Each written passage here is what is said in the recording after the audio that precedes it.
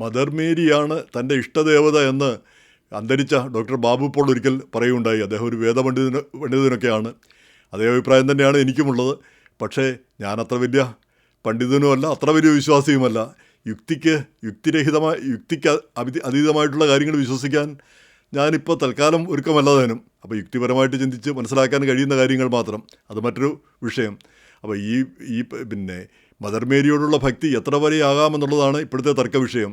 അപ്പോൾ വത്തിക്കാൻ പുറപ്പെടുവിച്ച ഒരു രേഖ, ആ വത്തിക്കാൻ ഡിക്കാസ്ട്രി, ആ വിശ്വാസ കാര്യങ്ങൾക്കുള്ള ആ തിരുസംഘം അവർ പുറപ്പെടുവിക്കുകയും മാർപ്പാപ്പ ഒപ്പുവെക്കുകയും ചെയ്ത ആ രേഖ പ്രകാരം ഈ മദർ മേരിയെ ഒരിക്കലും പിന്നെ റിഡംട്രിക്സ്, അതായത് സഹരക്ഷക, നമ്മളെയൊക്കെ രക്ഷിച്ചത് പിന്നെ ക്രിസ്തുവിനോടൊപ്പം മദർ മേരിയും കൂടിയാണ് നമ്മളെ രക്ഷിച്ചതെന്ന് അങ്ങനെ പറയാൻ പാടില്ല. അതുപോലെ തന്നെ നമുക്ക് കിട്ടുന്ന അനുഗ്രഹങ്ങളും കൃപകളും എല്ലാം അതിൻ്റെ എല്ലാം മധ്യസ്ഥയായിട്ട് നിൽക്കുന്നത് ഈ മദർ മേരിയാണ്, അങ്ങനെയും പറയാൻ പാടില്ല എന്നാണ് പറഞ്ഞിരിക്കുന്നത്. അപ്പോൾ ഇതിന് രണ്ടിനെതിരെ ശക്തമായ വിമർശനങ്ങൾ ഉയർന്നിട്ടുണ്ട്. അതിലേറ്റവും നല്ല ചോദ്യം വന്നിരിക്കുന്നത് ഇപ്പോഴിങ്ങനെ ഇത് പറയേണ്ട ഒരു കാര്യം എന്തായിരുന്നു എന്നുള്ളതാണ്. ഇപ്പം ലോകം മുഴുവൻ പ്രശ്നങ്ങളും പ്രതിസന്ധികളും വിവാദങ്ങളുമാണ്. ഇപ്പോൾ ഇത് പറയേണ്ട ഒരു കാര്യം എന്തായിരുന്നു എന്നുള്ളതാണ് പിന്നെ ഒരു ചോദ്യം, അത് ഒരു പ്രധാനപ്പെട്ട ചോദ്യം.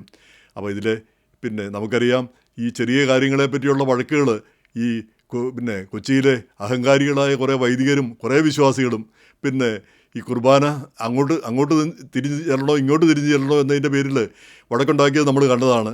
മറ്റൊന്നും കൊണ്ടുമല്ല, ഇത് വഴക്കുണ്ടാക്കാനുള്ള പ്രധാന കാരണം കുർബാന അങ്ങോട്ട് തിരിയുന്നോ ഇതൊന്നും ഇരുന്നില്ല പ്രശ്നം. അതായത് എറണാകുളത്തുള്ളവർക്കൊരു ധാരണയുണ്ട്, അവർ മുന്തിയ തരം ക്രിസ്ത്യാനികളാണ്. ബാക്കി ചങ്ങനാശ്ശേരിയിലും പാലായിലും ഒക്കെ ഉള്ളവർ റൂറൽ ക്രിസ്ത്യാനികൾ, ഗ്രാമത്തിൽ ഒക്കെ കഴിയുന്ന വിവരദോഷികളായ ക്രിസ്ത്യാനികൾ, ആ രീതിയിൽ ചിന്തിക്കുന്ന ആ ഒരു മനോഭാവം, അതിൻ്റെ ഒരു പ്രതിഫലനമായിരുന്നു അത്. അപ്പോൾ അത് ആ ഭാഗങ്ങളിൽ നിന്ന് വരുന്ന കാര്യങ്ങളൊന്നും അംഗീകരിക്കാൻ പാടില്ല. ഇവിടെ ഞങ്ങൾ മുന്തിയ ക്രിസ്ത്യാനികൾ പറയുന്നതേ പാടുള്ളൂ എന്നുള്ളതായിരുന്നു അതിൻ്റെ ഒരു പ്രധാന കാരണമെന്നാണ് ഞാൻ ഇപ്പോഴും വിശ്വസിക്കുന്നത്. അപ്പോൾ ഈ പ്രശ്നം വരുന്നത് ഇപ്പം മാതാവിൻ്റെ കാര്യത്തിൽ വരുന്നത്, ഈ ആളുകൾ പറയുന്നു ഈ സഹരക്ഷകയാണ് മാതാവ്. അപ്പം പിന്നെ കോറിഡംട്രിക്സ് അങ്ങനെ പറയാനായിട്ട് പറയുന്നത് ശരിയല്ല എന്നാണ് ഈ വത്തിക്കാൻ രേഖയിൽ പറയുന്നത്. അത് ശരിയല്ല എന്ന് നമുക്കും അറിയാം. കാരണം മാതാവ് പോലും രക്ഷിക്കപ്പെട്ടത് ക്രിസ്തുവിലൂടെയാണ്. പിന്നെ ആകപ്പാടെ ക്രിസ്തുവിൻ്റെ അമ്മ എന്ന നിലയിൽ നമുക്ക് ക്രിസ്തുവിൻ്റെ അമ്മ എന്ന നിലയിൽ ക്രിസ്തു ദൈവമാണെങ്കിൽ ക്രിസ്തുവിൻ്റെ അമ്മ എന്ന നിലയിൽ ദൈവമാതാവ് എന്ന് വിളിക്കുന്നതും തെറ്റല്ല. അപ്പോൾ അതും ദൈവമാതാവ് എന്ന് പറഞ്ഞാൽ ദൈവത്തിന് മാതാവില്ല എന്ന് നമുക്കറിയാം. ദൈവം എന്ന് പറയുമ്പോൾ ആ സങ്കല്പം തന്നെ മാതാവ് അല്ലെങ്കിൽ എവിടെ നിന്നെങ്കിലും ആരെങ്കിലും ഏതെങ്കിലും മുഖേന വന്നതാണെന്ന് പറഞ്ഞാൽ ആ ദൈവം എന്നുള്ള ആ സങ്കല്പത്തിൻ്റെ പ്രാധാന്യം തന്നെ കുറഞ്ഞു പോകുന്നു. ആ സങ്കല്പത്തിൻ്റെയോ അല്ലെ ആ യാഥാർത്ഥ്യത്തിൻ്റെ ആ വിശ്വാസത്തിൻ്റെ പ്രാധാന്യം തന്നെ കുറഞ്ഞു പോകുന്നു. പക്ഷേ ക്രിസ്തുവിൻ്റെ അമ്മ എന്ന നിലയിൽ ക്രിസ്തു ദൈവമാകുമ്പോൾ തീർച്ചയായിട്ടും മാതാവ് ദൈവത്തിൻ്റെ മാതാവ് തന്നെയാണ്. അങ്ങനെയല്ലാതെ നമുക്ക് പറയാനും പറ്റത്തില്ല. അപ്പോൾ ഈ സഹരക്ഷക എന്ന് പറയുമ്പോൾ നമ്മളെ രക്ഷിക്കാൻ ഇപ്പം ക്രൈസ്തവ വിശ്വാസം അനുസരിച്ച് നമ്മളെ രക്ഷിക്കുന്നത് രക്ഷിക്കാൻ വന്നത് ഏകരക്ഷകൻ ക്രിസ്തുവാണ്, അല്ലാതെ മറ്റൊരു രക്ഷകനില്ല. എന്നല്ലാതെ ഈ മറ്റാരിലും നമുക്ക് ആശ്രയം വെക്കാനില്ല പാടില്ല എന്നാണ് പറയുന്നതും. അപ്പോൾ മാതാവിനെ സംബന്ധിച്ചിടത്തോളം മാതാവ് പോലും രക്ഷിക്കപ്പെട്ടത് ക്രിസ്തുവിലൂടെയാണ്. അപ്പോൾ പിന്നെ മാതാവിനെ സഹരക്ഷക എന്ന് എങ്ങനെ വിളിക്കും എന്നാണ് ഒരു ചോദ്യം, ഉത്തരം പറയുന്നത്. ഇനി രണ്ടാമത്, എല്ലാ ഗ്രേസുകളുടെയും എല്ലാ അനുഗ്രഹങ്ങളുടെയും എല്ലാ നന്മകളുടെയും എല്ലാ കൃപകളുടെയും മധ്യസ്ഥയായിട്ട് നിൽക്കുന്നത് മാതാവാണെന്ന് പറയുന്നു. അപ്പം എല്ലാ കൃപകളും, അപ്പോൾ ദൈവത്തിൽ നിന്ന് നമുക്ക് കിട്ടുന്ന എല്ലാ കൃപകളുടെയും മാതാവിലൂടെയാണ് നമുക്ക് കിട്ടുന്നത്. മാതാവിനോട് പ്രാർത്ഥിച്ചാൽ മാതാവിലൂടെയാണ് കിട്ടുന്നത് എന്നുള്ളൊരു സങ്കല്പം. അപ്പോൾ അതിൽ പറയുന്നത് അങ്ങനെയല്ല, എല്ലാ കൃപകളും അല്ല. നമുക്കൊരു മധ്യസ്ഥനേ ഉള്ളൂ, ക്രിസ്തുവാണ് മധ്യസ്ഥൻ. ഇടയ്ക്ക് വേറൊരു മധ്യസ്ഥനില്ല. നേരെ ആ ക്രിസ്തു മുഖേനയാണ് നമ്മൾ ദൈവത്തോട് പ്രാർത്ഥിക്കുന്നത്, അല്ലാതെ മറ്റൊരാളിലൂടെയല്ല. മറ്റൊരാൾക്ക് അങ്ങനെ ഒരു കൃപ നമുക്ക് തരാനാവില്ല എന്നുള്ളതാണ് വിശദീകരണം. അപ്പോൾ അതിൽ പറയുന്നത്, അതിൻ്റെ ഒരു എതിരായിട്ട് പറയുന്നത്, നമുക്ക് കിട്ടിയ ഏറ്റവും വലിയ കൃപ എന്താണ്? ക്രിസ്ത്യാനികളെ സംബന്ധിച്ചോളം ഏറ്റവും വലിയ കൃപയും അനുഗ്രഹവും എന്ന് പറയുന്നത് ക്രിസ്തുവാണ്. അപ്പോൾ ആ ക്രിസ്തുവിനെ തന്നത് ആരാണ്? ക്രിസ്തു ആര് മുഖേനയാണ് വന്നത്? അപ്പോൾ ക്രിസ്തുവിൻ്റെ അമ്മ മുഖേന. അപ്പോൾ തീർച്ചയായിട്ടും ആ ഒരു പ്രാധാന്യം, ആ കൃപ ലഭിച്ച ആ കൃപയിലൂടെ വന്നവൾ, കൃപ നമുക്ക് സഭയ്ക്കും മനുഷ്യരാശിക്കും തന്നു എന്നുള്ളതുകൊണ്ട് ഇതൊക്കെ വലിയ തത്വചിന്താപരമായ കാര്യങ്ങളാണ്. എനിക്കാണെങ്കിൽ ഇതിനെപ്പറ്റി വലിയ വിവരമില്ല. എങ്കിലും ഇതേപ്പറ്റി ഒരു സാധാരണ ആളെന്ന നിലയിൽ എന്തെങ്കിലും ഒന്ന് പറഞ്ഞു കളയാവുന്ന കരുതി ആണ് ഞാനിത് പറയുന്നത്. ഇത് പറയുന്ന മുഴുവൻ ശരിയാകണമെന്ന് പോലും എനിക്ക് ഉറപ്പില്ല. എങ്കിലും നമ്മുടെ ഒരു ധാരണ നമ്മൾ മനസ്സിലാക്കുന്നിടത്തോളം കാര്യം. അപ്പം ഇതാണ് അതുപോലെ തന്നെ പറയുന്നത്, ഈ മാതാവിനെ പറ്റി ഇത്രയും കാലം ഉണ്ടായിരുന്ന സങ്കല്പങ്ങൾ പെട്ടെന്നൊന്ന് പൊളിച്ചു മാറ്റുകയാണ് ചെയ്യുന്നത് ഈ നിർദ്ദേശങ്ങൾ വന്നത്.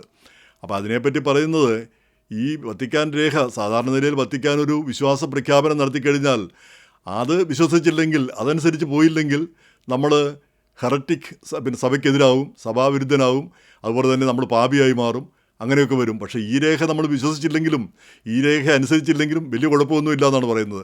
അതായത് ഒരു നിയമം സൃഷ്ടിച്ചു, ആ നിയമം പാലിച്ചില്ലെങ്കിൽ നിങ്ങൾക്ക് ഇന്ന ശിക്ഷ കിട്ടും എന്നൂടെ പറയാറുണ്ട്. പക്ഷേ ഈ രേഖയിൽ അങ്ങനെയില്ല. ഈ രേഖ അങ്ങനത്തെ ഒരു രേഖയല്ല. അത് നിങ്ങൾ ഇതൊരു ഉപദേശ രൂപേണയുള്ള ഒരു രേഖയാണെന്നാണ് ഈ വിദഗ്ധർ പറയുന്നത്. അത്രയേ ഉള്ളൂ. നിങ്ങൾ ഇങ്ങനെയൊന്നും ചെയ്യരുത്, അങ്ങനെയല്ല ചെയ്യേണ്ടത്, ഇങ്ങനെയാണ് പോകേണ്ടത്, നേർവഴി ഇതാണ് എന്ന് പറഞ്ഞു തരിക മാത്രമേ ചെയ്യുന്നുള്ളൂ. അല്ലാതെ വിശ്വാസങ്ങളിലൊന്നും മാറ്റങ്ങളൊന്നും വരുത്തുന്നില്ല എന്നാണ് പറഞ്ഞിരിക്കുന്നത്. വളരെ നല്ലത്. അപ്പോൾ അതിൻ്റെ ഇടയ്ക്കാണ് ചില ആളുകൾ ഇതിനേക്കാളും പ്രമാദമായ കാര്യങ്ങളൊക്കെ സഭയിലുണ്ട്, അതിനെപ്പറ്റിയൊക്കെ ഒരു വിശദീകരണം എന്താണ് തരാത്തത്. ഇപ്പോൾ ഉദാഹരണത്തിന് ഇപ്പോൾ പുതുതായിട്ട് നമ്മൾ കേൾക്കുന്ന ഒരു വാക്കാണ് സിനഡാലിറ്റി. ഈ സിനഡാലിറ്റി എന്ന് പറഞ്ഞാൽ എന്താ? അതായത് പല മെത്രാന്മാരും ഒക്കെ കൂടെ കൂടിച്ചേർന്നിരുന്ന് ആലോചിച്ചൊരു തീരുമാനം എടുക്കുക. അവർ കൂടിച്ചേർന്നിരുന്ന് സഭാവിരുദ്ധമായ ഒരു തീരുമാനം എടുക്കാൻ അവർക്ക് ആവുമോ? ഏതെല്ലാം കാര്യത്തിനത് ചെയ്യാൻ പറ്റും? അല്ലെങ്കിൽ അതിന് എന്താണ് അർത്ഥം? അതിനെപ്പറ്റി നമുക്കൊരു കൃത്യമായൊരു വിശദീകരണമില്ല. അതുപോലെ തന്നെ വത്തിക്കാൻ തന്നെ ഈ ഡിക്കാസ്റ്ററി തന്നെ പുറപ്പെടുവിച്ച മറ്റൊരു ഉത്തരവാണ്, അത് കഴിഞ്ഞ മാർപ്പാപ്പായും അംഗീകരിച്ചതാണ്. അതായത് സ്വർഗ വിവാഹിതർക്ക് പള്ളിയിൽ വന്ന് അവർ ഞങ്ങളെ ആശീർവദിക്കണമെന്ന് പറഞ്ഞാൽ ആശീർവാദം കൊടുക്കുന്നതിൽ തെറ്റില്ല. അത് ആഫ്രിക്കയിലെ മെത്രാന്മാർ പറഞ്ഞു അവിടെ പറ്റത്തില്ല, ആഫ്രിക്കയിൽ പറ്റത്തില്ല എന്ന് പറയുകയും ചെയ്തു. മാർപ്പാപ്പ പറഞ്ഞു ഓക്കെ. അപ്പം അതെങ്ങനെയാണ് ശരിയാവുക? അപ്പോൾ സഭാവിരുദ്ധമായ ഒരു കാര്യങ്ങൾ, അപ്പം ഹോമോസെക്സ്വൽ മാര്യേജിനെ അംഗീകരിക്കുന്നതിന് തുല്യമല്ലേ അത്?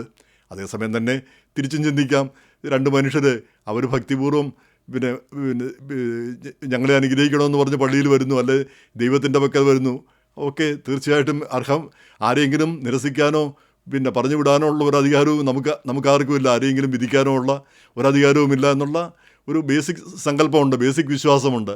അപ്പോൾ അതുകൊണ്ട് ആ പ്രകാരം ചെയ്യുകയുമാവാം. അപ്പോൾ ഇതെല്ലാം താത്വികമായ പ്രശ്നങ്ങളാണ്. ഈ താത്വികമായ പ്രശ്നങ്ങളെപ്പറ്റി നമ്മൾ ആലോചിക്കുമ്പോൾ ഇത്രയൊക്കെ നമ്മൾ കടുംപിടുത്തങ്ങൾ ഈ വാക്കുകൾ കൊണ്ടുള്ള കാര്യങ്ങളിൽ ഇത്രയൊക്കെ കടുംപിടുത്തം പിടിക്കേണ്ടതുണ്ടോ? ഇപ്പം ഒരു ഹൈന്ദവ സങ്കല്പം നമുക്കറിയാം. അതിനെപ്പറ്റി പറയുന്നത് മഴ കാട്ടിലും വനത്തിലും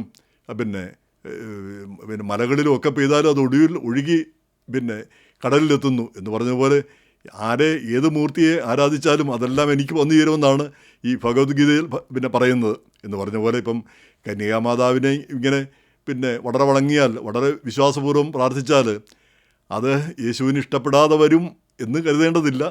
പക്ഷേ അതല്ല കൃത്യമായ വഴി എന്നാണ് ഈ വത്തിക്കാൻ പറഞ്ഞു തരുന്നതെന്നാണ് വിദഗ്ധർ പറയുന്നത്, വിവരമുള്ളവർ പറയുന്നത്. ആയിക്കോട്ടെ, നമുക്കൊരു വിരോധവും ഇല്ല. നമുക്ക് അത്രയ്ക്ക് തലനാരിഴ കീറി ചിന്തിക്കേണ്ട കാര്യവുമില്ല. നമുക്ക് വേളാങ്കണ്ണിയിൽ പോകാം, അല്ലെങ്കിൽ നമുക്ക് മണർകാട് പള്ളിയിൽ പോയാലും മതി. എന്തിനാ ഇപ്പം വേളാങ്കണ്ണി വരെ പോകുന്നത്? അത് ഒരു ടൂറിസ്റ്റായിട്ട് കുറച്ച് ദൂരെ വേണമല്ലോ നമുക്ക് പോകാനായിട്ട്. ആ ഒരു സങ്കല്പം നമ്മുടെ ഇടയിൽ കിടപ്പുണ്ട്, ഒരു ഭക്തി ടൂർ നടത്തുക. അപ്പോൾ എന്തായാലും അതിന് വല്ല കോട്ടവും സംഭവിക്കുമെന്നാണ് ഇപ്പം ആലോചിച്ചുകൊണ്ടിരിക്കുന്നത്. അതുപോലെ തന്നെ നമ്മുടെ കൃപാസനം മാതാവ്. പക്ഷേ ആരൊക്കെ എന്തൊക്കെ പറഞ്ഞാലും ഇതിൽ നിന്നൊന്നും മാറ്റമൊന്നും വരില്ല എന്നാണ് നമ്മുടെ നടി ധന്യാമേരി വർഗീസോ അങ്ങനെയൊക്കെയുള്ള ആളുകളൊക്കെ പറയുന്നത്. എങ്ങനെയായാലും വത്തിക്കാൻ ഒരു വിവാദമാണോ ഒരു വിശദീകരണമാണോ എന്നറിഞ്ഞുകൂടാ. അത് ആയിക്കോട്ടെ, നമുക്ക് വിവരമുള്ളവർ പറയുന്നു, നമുക്ക് പറ്റുന്ന അത്രയും കാര്യം പറ്റുന്ന അത്രയും അനുസരിക്കാം. അതിൻ്റെ ശരിതെറ്റുകൾ നമുക്ക് കാലക്രമേണ മനസ്സിലാക്കുകയും ചെയ്യാം.